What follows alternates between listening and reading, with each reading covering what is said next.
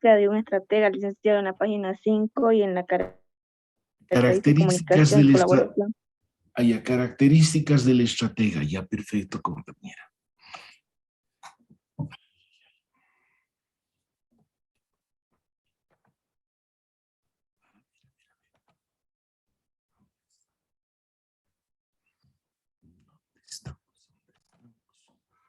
El componente, entonces.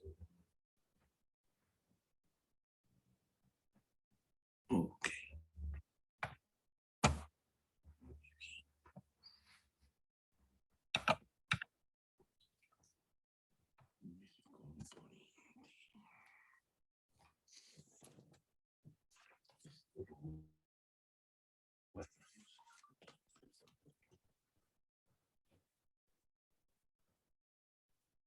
Muy bien. Ok.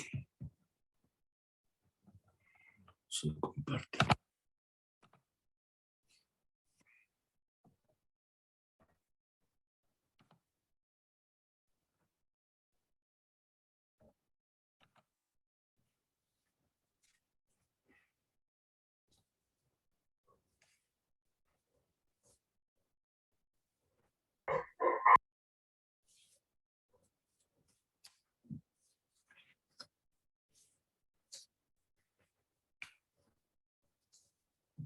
Ok. Listo.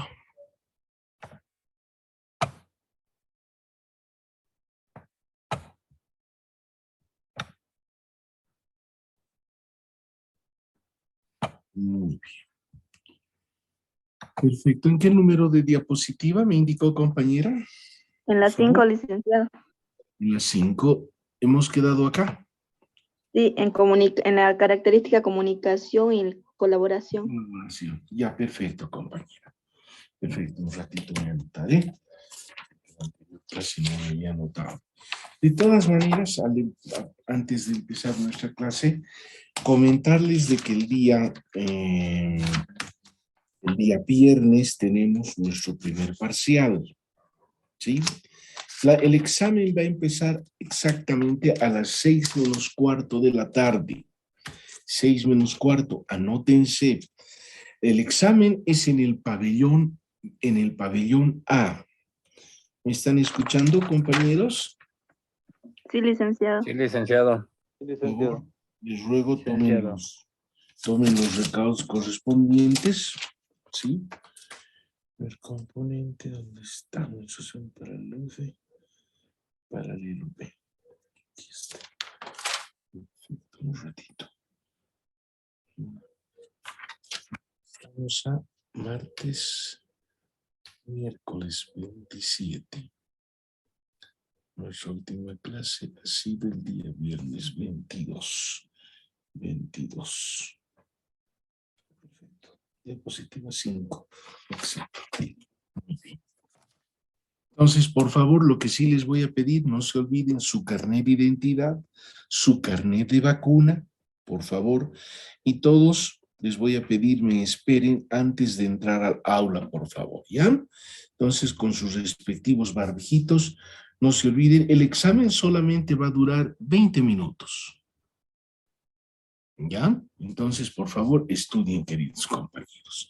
Entonces, continuamos con las características de un estratega. Se ve la diapositiva, ¿verdad? Sí, Sí, licenciado. licenciado. Sí, licenciado. Perfecto. Entonces, acá hay una otra característica que es la comunicación y lo que decimos es la colaboración.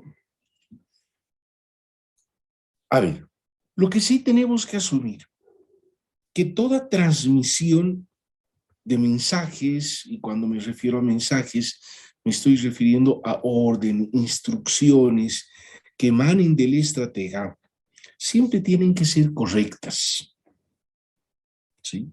Tienen que ser correctas. ¿Eso qué implica?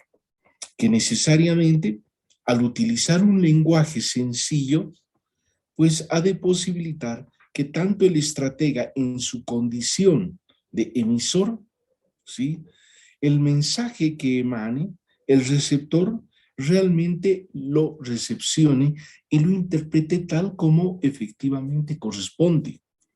Por eso es importante que el estratega utilice un lenguaje que sea sencillo, ¿sí? Entonces, los mensajes tienen que ser apropiados y correctos. No pueden ir no puede haber ningún mensaje que lleve a más de una interpretación, ¿verdad? Entonces, es necesario trabajar en el tema de la comunicación, porque el estratega, por muy hábil, disciplinado, ordenado, planificador y creativo que pueda ser, ha de fracasar si, si sus mensajes no son transmitidos correctamente y además que sean interpretados correctamente. Entonces, la comunicación y el trabajo en equipo vienen a constituirse dos activos esenciales. Los líderes que son corporativos, los líderes de las empresas que están al frente de lo que son las estrategias, pues tienen que asegurarse de que cada miembro del equipo tiene que recibir y entender la información correctamente. Pero además, que los canales de comunicación también funcionen bien, que los métodos de transmisión que puedan ser orales, puedan ser escritos, sean eficientes, ¿verdad? Sean eficientes. Entonces, eso es importante porque hay que mantener la motivación para el trabajo colaborativo. No puede haber un orden, una instrucción que de pronto sea interpretado en más de un sentido y obviamente genere problemas, ¿verdad? Entonces, la mala comunicación y la desconexión, digamos así, en el equipo, pues generan confusión. Y la confusión, ¿a dónde nos conduce? Nos conduce a la inoperancia. Y la inoperancia nos conduce ¿a qué? A la improductividad. ¿Ya? Entonces, por tanto, claridad, eficacia, colaboración, conexión y asertividad en la comunicación son cualidades ineludibles para el estratega, ¿sí? Eso en términos de comunicación y colaboración. Bien. Veamos lo que viene a ser la negociación y mediación. Hoy en día, en los tiempos en los que vivimos, ¿sí? Definitivamente en este mundo empresarial difícilmente se puede sobrevivir si no se tiene la habilidad para poder negociar y para poder mediar. Si quieren ustedes, estas son dos habilidades, digamos, obligatorias para poder enfrentar las discusiones propias del rol del estratega. Entonces, si se quiere avanzar como estratega, pues se tiene que aprender a negociar con propios y extraños, se tiene que aprender a negociar, como se dice, con moros y cristianos, pero muchas veces a saber negociar cediendo y en otras oportunidades también saber negociar imponiendo. No siempre una negociación implica ceder, porque muchas veces asumimos ese criterio, ¿verdad? Si vamos a una negociación, hay que ceder. En la mayoría de las veces se da esa situación, pero cuando de pronto sabemos que en una negociación nosotros tenemos las de ganar, ahí podemos ir a una negociación imponiendo, ¿sí? Entonces, para lograr ser, en este caso, un excelente estratega, tenemos que trabajar en la capacidad de poder, primero, renunciar a todas las posiciones particulares, a todas las posiciones individuales que pueda tener el estratega, ¿verdad? Ese renunciamiento, porque en el fondo, ¿qué es lo que queremos? La búsqueda del objetivo común, el objetivo de la organización. Por el otro lado, también tenemos que aprender, aunque no querramos, como estrategas, a ser permisivos con los colaboradores, con la gente que trabaja con nosotros, precisamente para poder favorecer la obtención del resultado que queremos alcanzar y sin necesidad de utilizar algunos otros mecanismos coercitivos, digamos así, que puedan generar ciertos aspectos de violencia dentro de la actividad.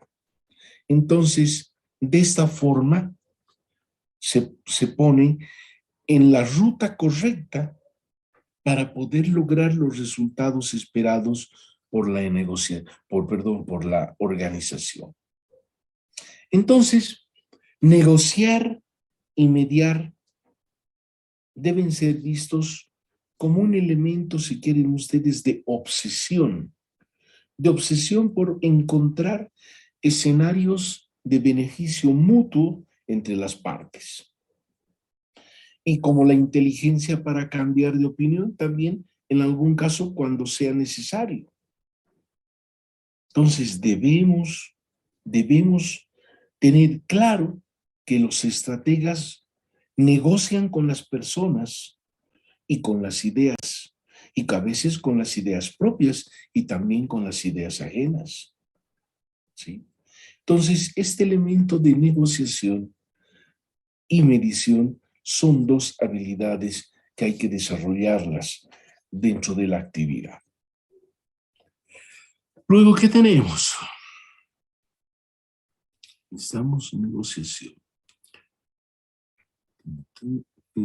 Objetividad y realismo.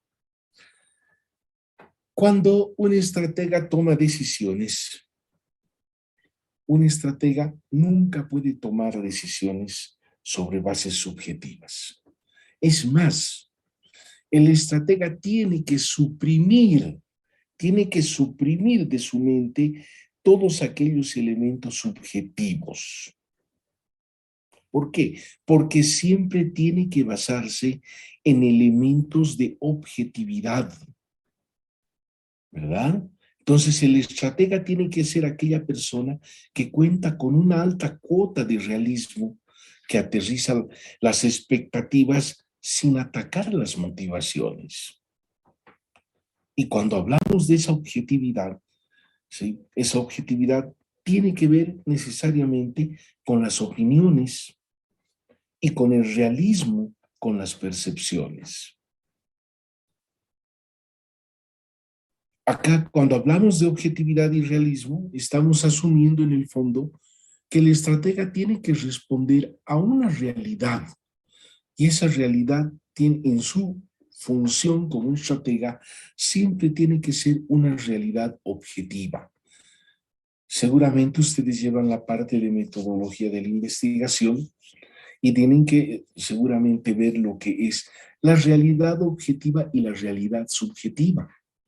La realidad objetiva es todo aquello que nosotros percibimos, todo aquello que es físico, todo lo que es material, que podemos ver, que podemos sentir. Realidad objetiva, que no nos estamos inventando, es lo que estamos viendo, lo que nuestros sentidos observan. Y sobre esa base, nosotros tenemos que generar una percepción de la realidad, pero nuestra percepción de nuestra realidad no puede tener un carácter, sí, si vale el término, más allá de lo objetivo, o si quieren, que no tome en cuenta lo objetivo. Es cierto, la opinión de los individuos, la opinión de las personas, la opinión del estratega, es cierto, responde a una realidad subjetiva propia que nace en el propio individuo. Pero ojo, esas sus opiniones que pueden tener elementos subjetivos tienen que estar basados en la realidad.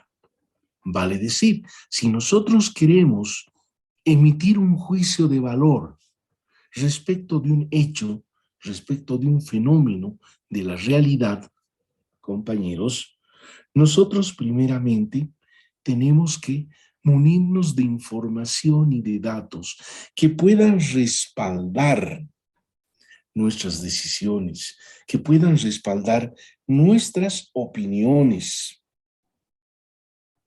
¿sí? Entonces, eso es importante. Y cuando decíamos que el estratega tiene que suprimir de la mente la subjetividad, me estoy refiriendo a que el individuo no puede emitir opiniones, reitero, si no tiene los suficientes elementos de juicio. A eso me refiero. ¿Sí? Si a uno no le consta lo que ha sucedido respecto de un hecho o un fenómeno, uno no puede opinar, menos puede percibir una situación de esas. Primeramente, para opinar, pues tendrá que, reitero, unirse de información, de datos, pero siempre también en forma oportuna, ¿verdad? Entonces, es importante que actúe siempre bajo ese criterio de objetividad y realismo el estratega, ¿verdad? Entonces, un estratega, estamos asumiendo que debe ser objetivo y realista para las discusiones, ¿verdad? Objetivo y realista en sus opiniones. Tiene que argumentar siempre, no se olviden eso, argumentar con hechos, con datos e información, todo lo que viene a ser la toma de decisiones. Y eso es importante, y más que importante, imprescindible, porque es la única forma de poder crear confianza en el equipo. Entonces, los buenos estrategas siempre van a poder encontrar un aliado en la objetividad y además van a ser consecuentes en cada uno de sus actos, ¿verdad? Entonces, eso le permite también tener alta coherencia, si quieren ustedes, en la valoración de las cosas, en la valoración de los hechos, de los fenómenos, ¿verdad? Y siempre en ese ámbito del realismo, ¿sí?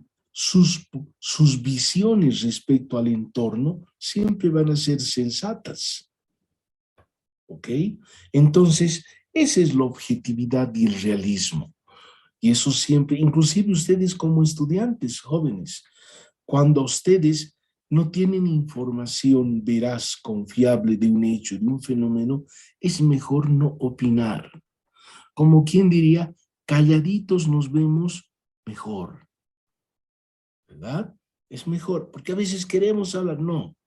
Es bueno a veces saber escuchar, pero también saber ver y observar la realidad objetiva, ¿ok? Entonces, esto es en lo que concierne a la objetividad y lo que es el realismo, ¿ok? Veamos entonces ahora lo que es la confianza y el optimismo. ¿Alguien está con su micrófono encendido, por favor? Ok. A ver. Respecto de esta característica, confianza y optimismo, podemos mencionar que es imposible poder crear y liderar una estrategia si no contamos con estas dos cualidades importantes, confianza y optimismo. ¿Eso qué significa? Que los estrategas necesitan confiar en el equipo precisamente para empoderarlo en la ejecución de la estrategia, de hacer suya la ejecución de la estrategia y también hacer posible que puedan empoderarse también de la toma de decisiones. Pero principalmente el equipo necesita confiar en las decisiones, confiar en el rumbo que toma el estratega, ¿verdad? Entonces, ese estratega tiene que ser optimista, optimista de que cada integrante de su equipo ha de responder eficientemente, de que cada integrante del equipo va a entregar los resultados esperados.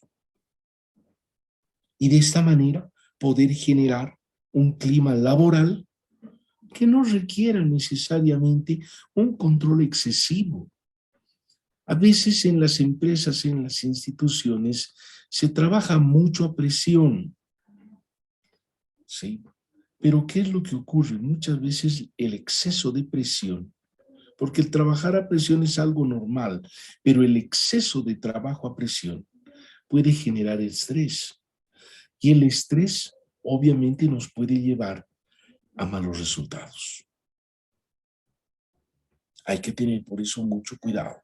Entonces, un equipo que confíe en la guía del estratega y se comprometa además con el plan que se ha trazado, se pondrá fácilmente en posición de conseguir el objetivo.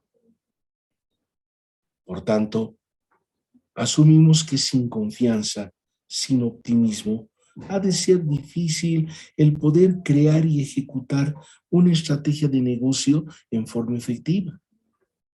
Entonces se dan cuenta cuán importante la confianza y el optimismo en el estratega. Luego tenemos equilibrio y justicia. La sapiencia, ¿sí? La sapiencia para distribuir tareas, responsabilidades y recursos, a ellos sumado lo que viene a ser la igualdad y la simetría para poder evaluar, es una característica imprescindible para los estrategas, no solamente del presente, sino también del futuro, ¿verdad? Puesto que la ejecución de una estrategia, pues obliga, ¿sí? Obliga necesariamente a poder establecer equilibrios de trabajo, equilibrios de descanso, por ejemplo, para los colaboradores, equilibrios de austeridad, de gastos para la organización y también equilibrios de apresuramiento y reflexión para el estratega, ¿verdad? Entonces, asimismo también señalar que es necesario que el líder estratégico desarrolle pues una escala coherente que también le ayude a valorar lo que se obtiene y también a poder juzgar con cabeza fría aquello que no se ha podido obtener. No somos seres humanos, somos perfectos. Si hay un elemento importante en la planificación, que es un arma fundamental, su arma fundamental del estratega, es de que la planificación es flexible. Pero cuán importante la capacidad de poder reaccionar de manera inmediata cuando de pronto encontramos que se ha suscitado o se ha producido un error. Tenemos que enmendarlos, actuar de manera inmediata, pero siempre manteniendo esa característica de equilibrio y de justicia. ¿Qué más tenemos? Ética y transparencia. ¿Sí? A ver, diremos que si el tema de todo estratega es el buscar un resultado de negocio, este necesariamente debe proponerse lograrlo siempre con ética y con transparencia. ¿Sí? Con ética y transparencia. ¿Eso qué implica? Que los líderes de la estrategia corporativa tienen que ser personas que se concentren en el bienestar de la organización, que se concentren en el equipo de colaboradores y también que se concentre en sí mismo. Precisamente para poder conseguir, se necesita ser ético y ser transparente. Y precisamente a lo que es la ética y la transparencia, acompaña lo que viene a ser la honradez, la integridad, la honestidad, pero principalmente, compañeros, el buen ejemplo. Escuchen bien, el buen ejemplo del estratega.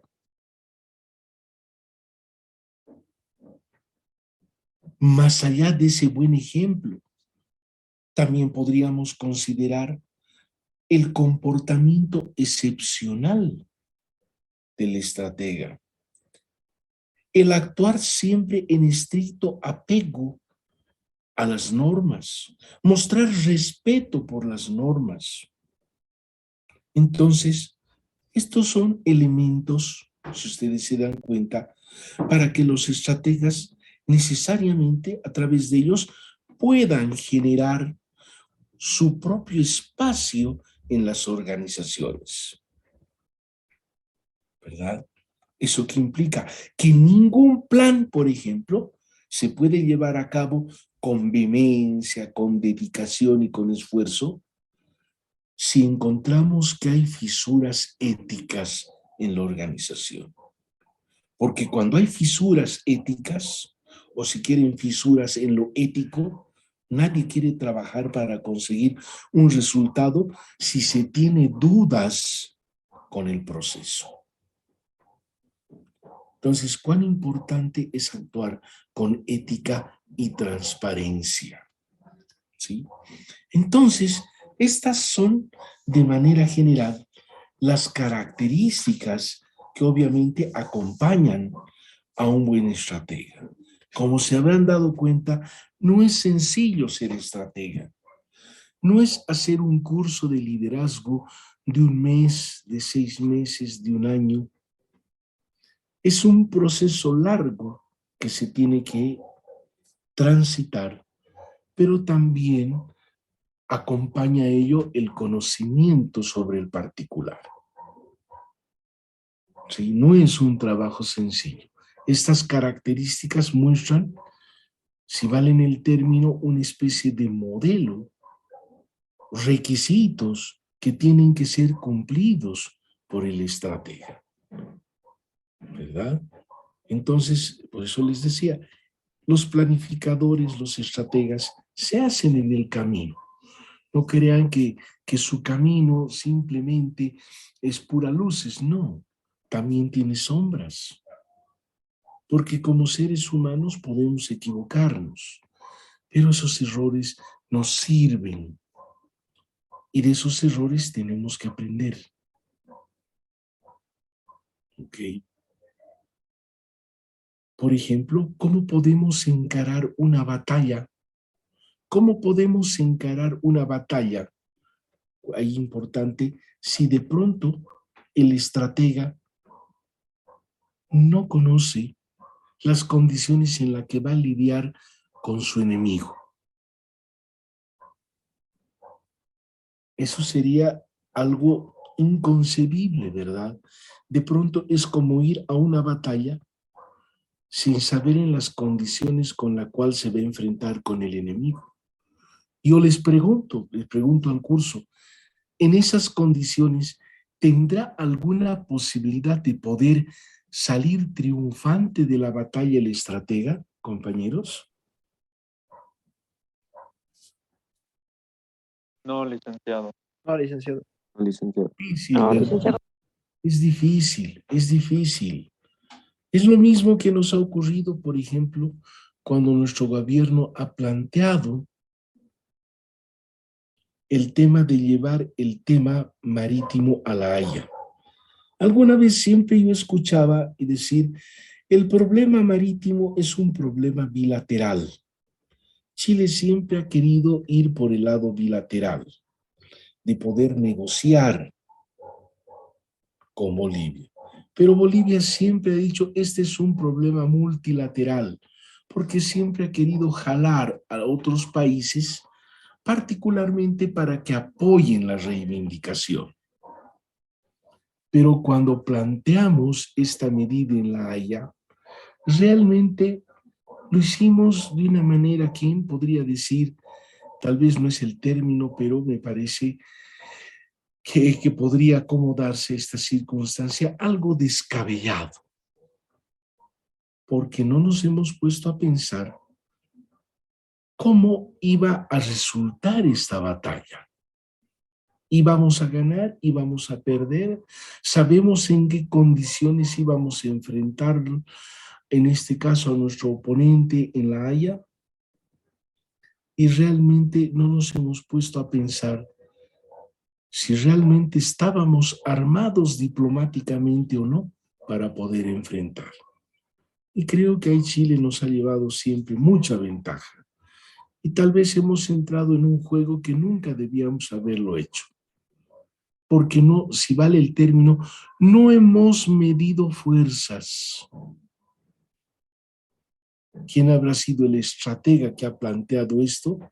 Definitivamente no sé, pero creo que el presidente Mesa asumí que era un hombre bastante visionario, porque además él es historiador, creo que debería haber orientado de mejor forma si era conveniente o no.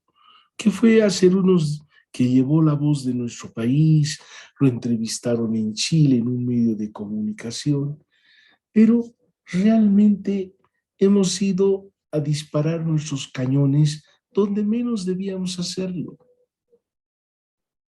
Hemos ido a los medios, hemos ido a países. ¿Para qué? ¿Acaso ellos iban a tratar nuestro tema?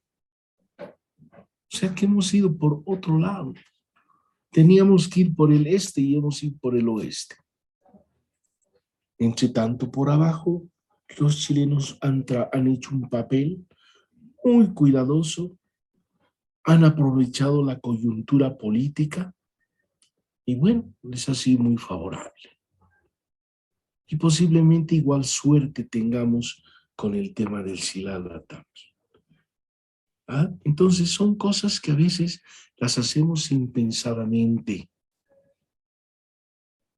Por eso, ¿cuál es lo importante de tener una visión clara de la objetividad? Ser objetivos cuando analizamos la realidad, cuando tenemos que percibir la realidad.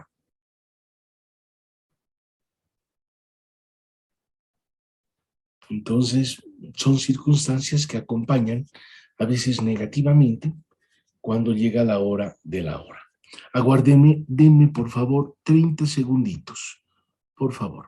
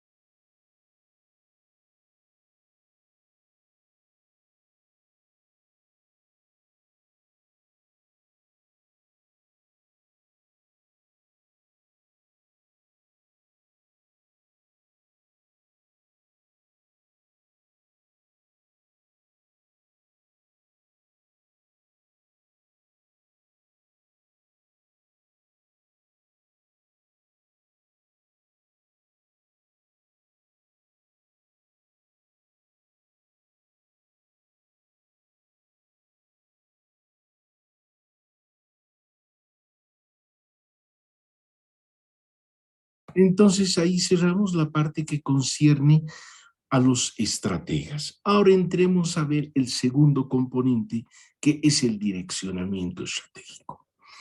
¿Ok? ¿Dónde está el direccionamiento estratégico?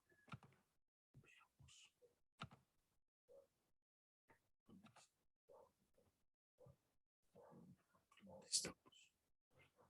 Segundo componente. ¿Es esto? Exacto. Direccionamiento estratégico.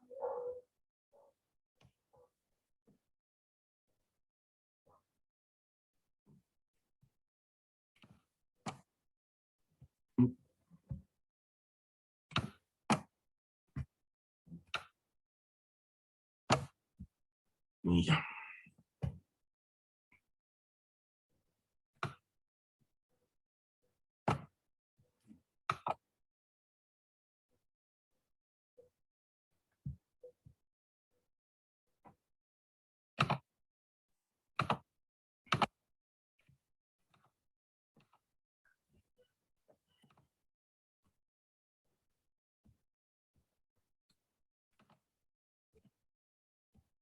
Ok.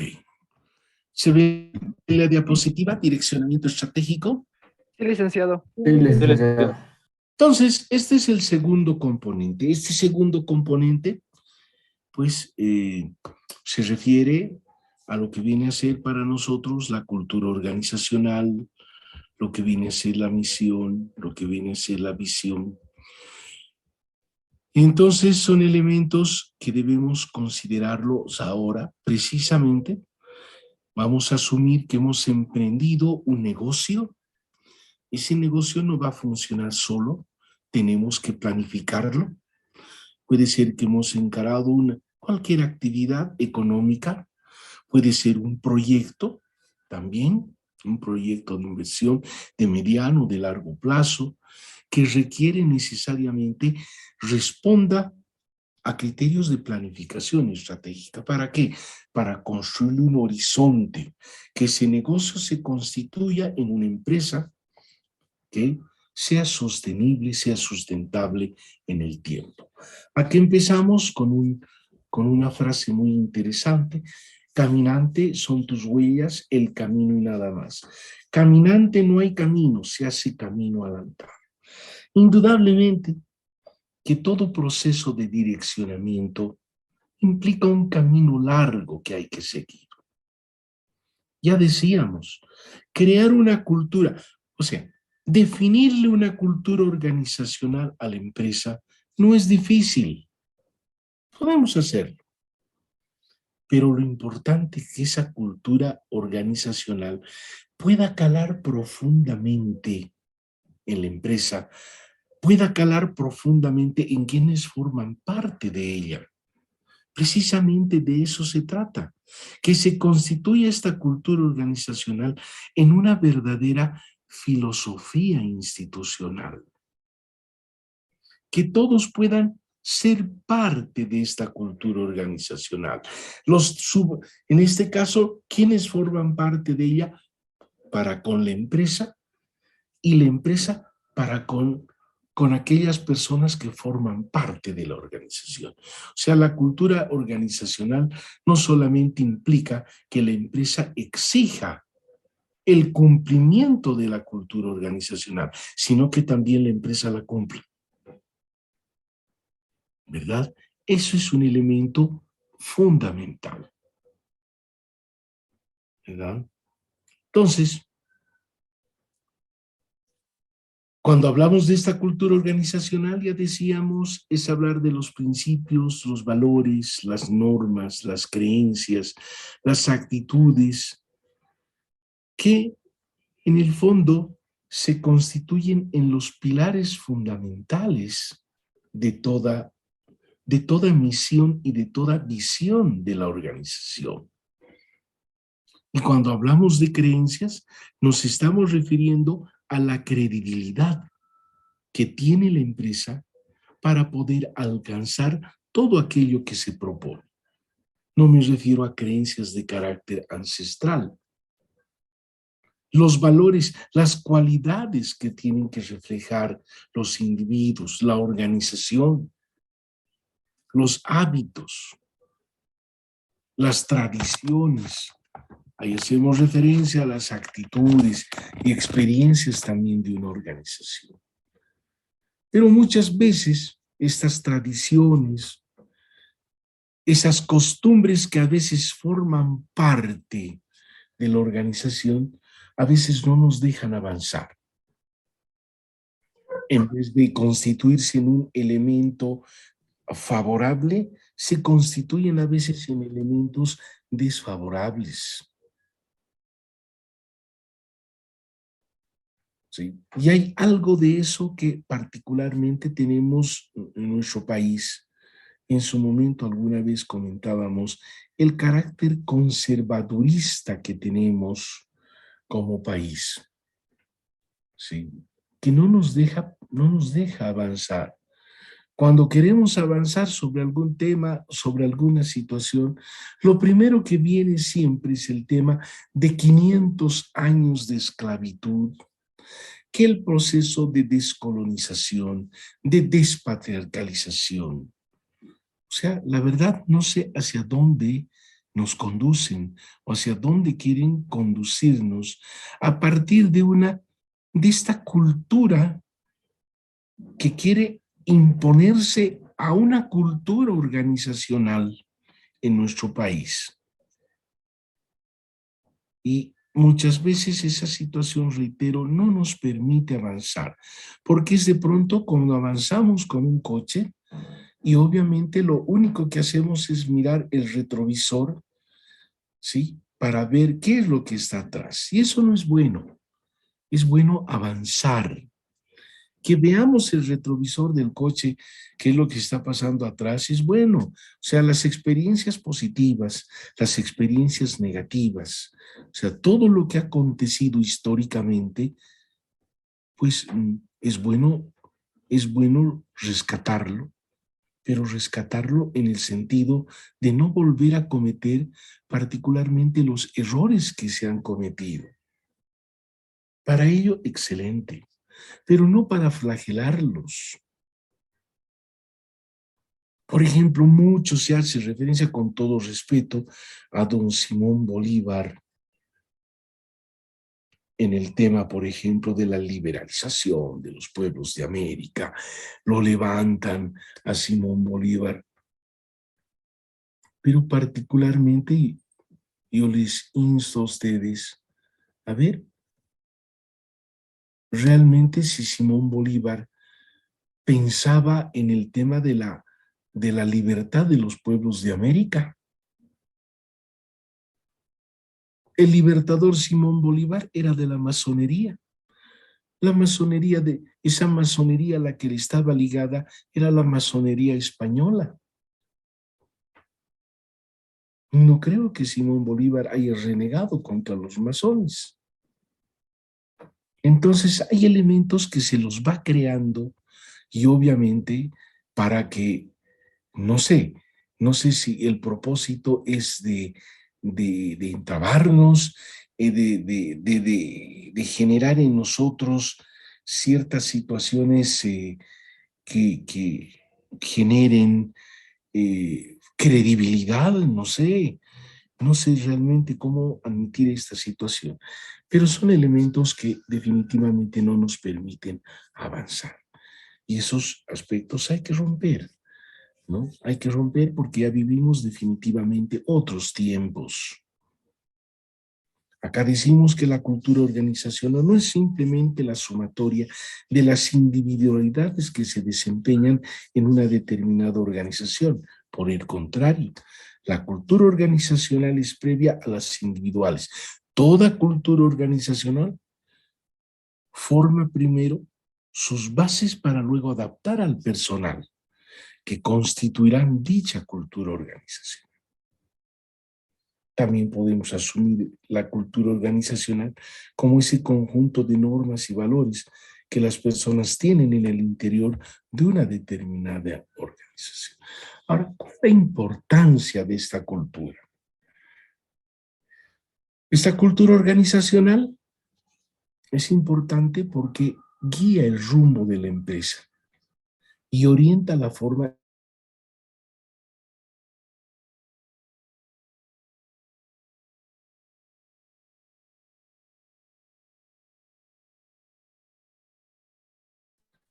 la cultura organizacional tiene dos grandes ejes de importancia.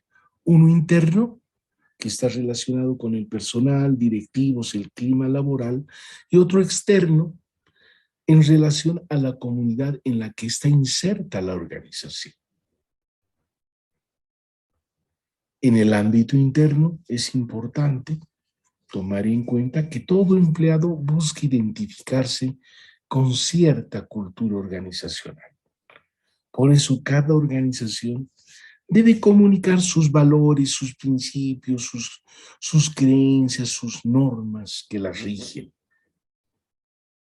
Entonces, a partir de ahí, se buscará que todos los miembros que se identifiquen con la cultura organizacional y trabajen en pos de dar a conocer la identidad y los objetivos de la empresa. Acá hacemos referencia particularmente también al margen de los valores, creencias, hábitos y normas, lo que son costumbres. Esas costumbres que rigen dentro de la organización. Y esas costumbres particularmente se relacionan con aquellos elementos que hacen a la generación de un clima organizacional,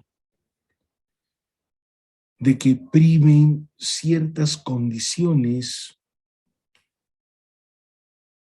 que puedan permitir el desarrollo de la organización.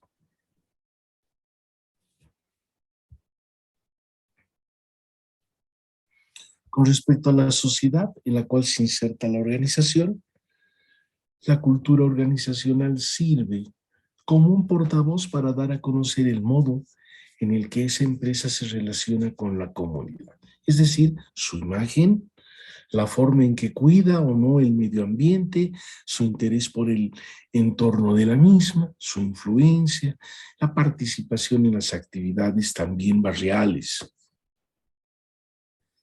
Elementos de la cultura organizacional. ¿Cuáles son estos elementos de la cultura organizacional? La identidad de la organización. Entonces, aquí decimos que la cultura organizacional se encuentra definida en parte por la misión, la visión y los valores de la empresa. La identidad de la organización surge de las respuestas a las siguientes interrogantes. ¿Qué tipo de empresa es?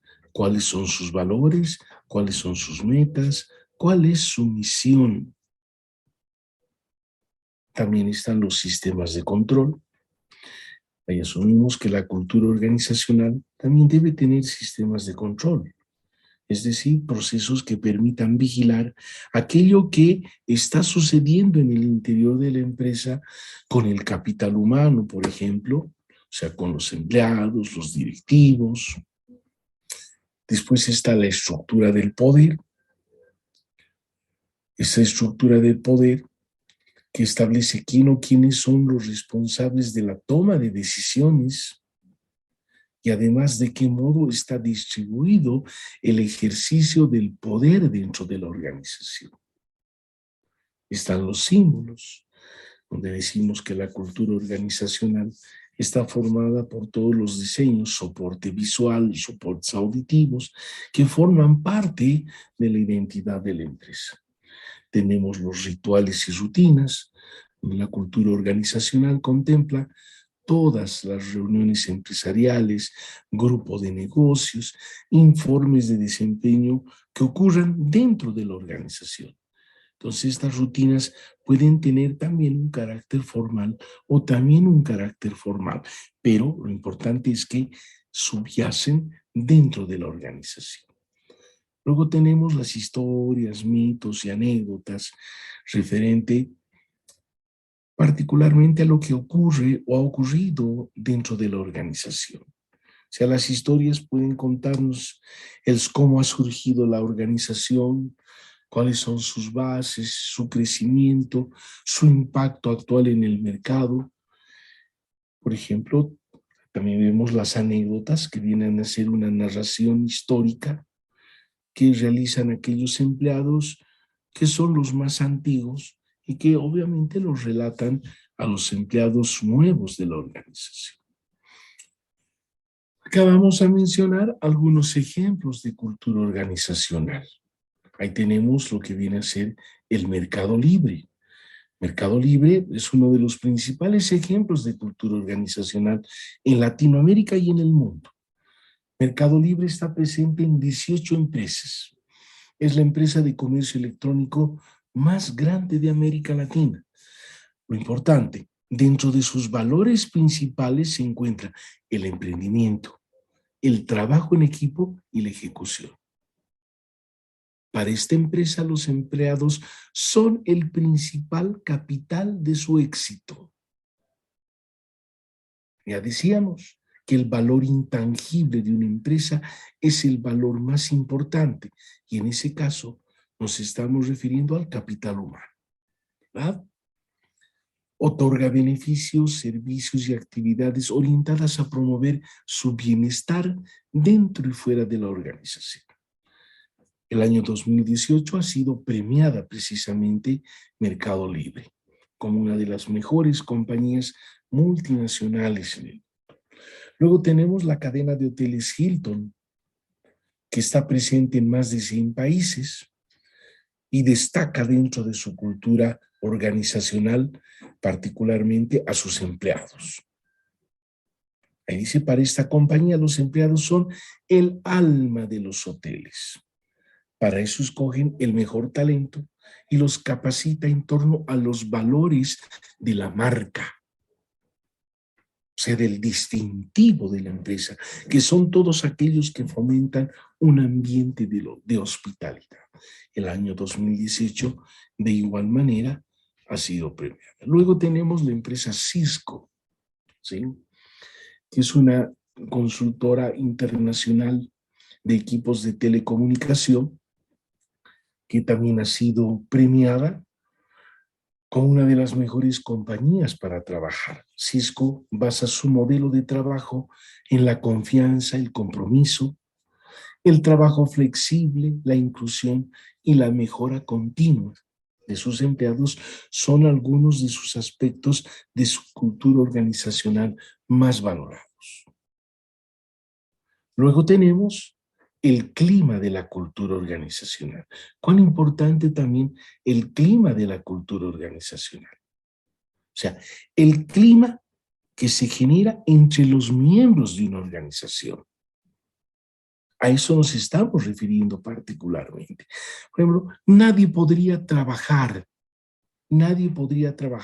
en un ambiente físico donde no existen las condiciones de trabajo.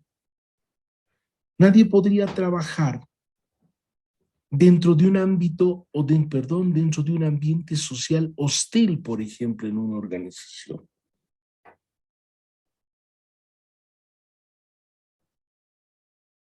Y finalmente lo que son las características estructurales.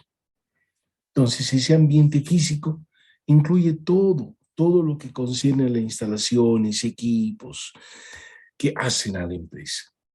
Entonces, ahí está la temperatura del lugar del trabajo, la luminosidad, la higiene, comodidades de acceso al mismo. O sea que realmente haya un trato correcto en términos, o crear las condiciones correctas de un ambiente físico. Sí. Por ejemplo, a quien no le gusta trabajar en un ambiente, ¿sí?, donde realmente uno pueda desarrollar sus actividades de la mejor forma posible, en un lugar que realmente cumpla las condiciones, que cuente con todos los medios y materiales necesarios para desarrollar su actividad, pero también ese ambiente social que se genera a partir de la relación entre empleados y directivos, y entre las diferentes unidades que existen dentro de la organización. Luego están las características estructurales, que incluyen la estructura jerárquica de la organización, como es su estructura formal, o sea, el estilo de dirección y entre otras variables. O sea, nos estamos refiriendo que toda organización debe responder a una jerarquía, y pues dentro de esa jerarquía existirán diferentes niveles que están aprobados y reconocidos de manera formal por la organización, y son las instancias que se encargan, por un lado, de cumplir, ¿sí?, o establecer que se establezcan, por un lado, o se cumplan, primero que se definan los objetivos estratégicos de la empresa, que esos objetivos estratégicos se traduzcan en objetivos operativos, que esos objetivos operativos puedan traducirse en acciones, pero respetando esa estructura jerárquica que se ha establecido dentro de la organización. Vale decir, donde cada persona, cada individuo, cumpla una determinada función que se le ha sido asignado en el nivel jerárquico en el que se encuentre. Y obviamente a ello también se sumarán un conjunto de otras variables que también hacen al desarrollo de las actividades. Luego tenemos las características personales, que incluyen todas las expectativas que hacen a los empleados, actitudes, motivaciones, deseos, metas, porque finalmente todos los individuos dentro de una organización siempre tienen expectativas. Y una de sus expectativas es el poder tener garantizado una fuente de trabajo. Pero también, al margen de ello, mostrar aptitudes, mostrar actitudes como individuos, ¿sí? Sentirse también motivados en el desarrollo de las actividades y siempre todo ello vinculado a lo que es el cumplimiento de los objetivos y las metas que se tiene dentro de la organización. Luego tenemos el comportamiento organizacional, que se refiere al nivel de satisfacción existente en la organización.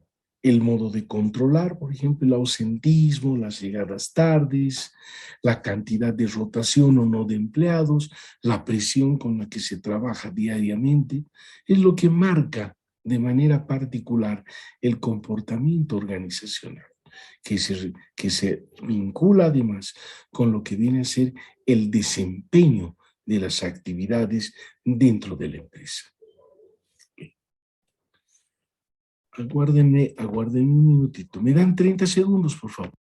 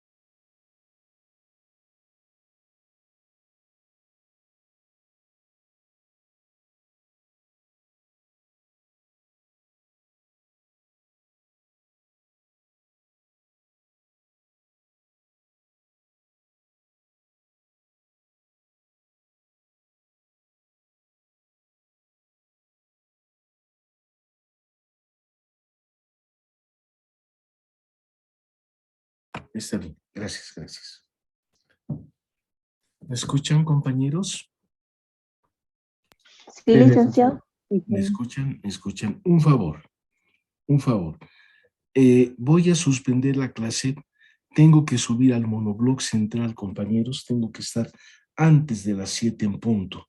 Y la verdad, yo vivo un poco alejado de la ciudad y me veo obligado a suspender nuestra clase. Por favor, tomen nota. Estamos en la diapositiva terminamos aquí la parte que concierne a cultura organizacional en lo que es el segundo componente y vamos a quedarnos en la diapositiva número 10, por favor, para entrar a lo que viene a ser la misión. ¿Ok? ¿Me están escuchando? Sí, licenciado. Sí, licenciado. Sí, licenciado.